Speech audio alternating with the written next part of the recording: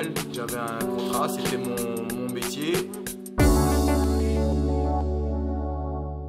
J'étais en pleine force de l'âge, c'est-à-dire au mieux de ta carrière, c'est-à-dire que j'avais 28-29 ans. Et puis je tombe, voilà, je tombe pendant un effort à l'entraînement. Et là, pourquoi on ne sait pas. Et moi, j'ai eu la chance de me réveiller. Donc, je retourne sur le terrain. Je suis retourné sur le terrain. Je suis retombé une deuxième fois. Donc, et là, on te parle plus de passer scanner, par rapport s'il y a une tumeur, cerveau, neuro. Et puis, en fin de compte, non, ils ne trouvaient rien.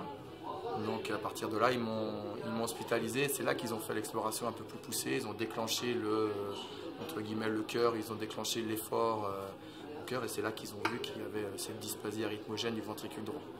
On ne boit pas, on ne fume pas. On pratique du sport tous les jours, au moins pendant plusieurs fois par semaine. Et puis ça nous arrive. Donc c'est bon. Même nous les premiers, on n'y croit pas. Il m'a fallu 3 cardiologues voilà, réputés qui connaissaient un petit peu la situation, même si la dysplasie était une maladie qui était en train de découvrir. Il m'a fallu 3 personnes pour l'accepter.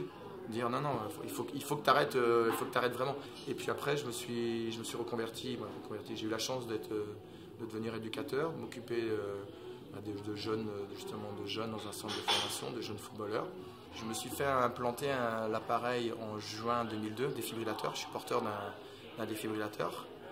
Et jour pour jour, un an après avoir eu cette implantation d'appareil, donc au mois de juin, il y avait Cameroun qui jouait à Lyon, Marc-Vivien Fouet qui tombe sur le terrain. Et là, j'étais devant la télé. Et là, je dis voilà, il y a des signes. Il y a des signes. Et bon, mais c'était Marc-Vivien Fouet a été aussi surtout le début d'une campagne aussi un peu médiatique, d'une prise de conscience. Vu le projet qui se met en place, voilà, moi ça me semble important de soutenir la Fondation Cœur et Recherche et d'y participer par mon témoignage. Aujourd'hui, si je peux sensibiliser voilà, au-delà de mes jeunes, beaucoup plus de personnes pour aider la Fondation Cœur et Recherche, voilà, ce sera un plus.